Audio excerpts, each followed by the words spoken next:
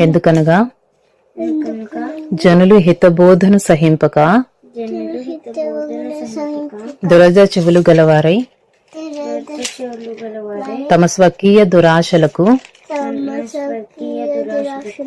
అనుకూలమైన బోధకులను తమ కొరకు పోగు చేసుకుని సత్యమునకు చెవినియ్యక కల్పనా కథల వైపునకు తిరుగు కాలము వచ్చును. అయితే నీవు అన్ని విషయములలో మితముగా ఉండుము,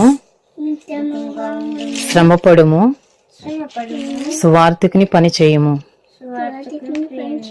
నీ పరిచర్యను సంపూర్ణముగా జరిగించుము. నేనిప్పుడే పానార్పణముగా పోయబడుచున్నాను. నేను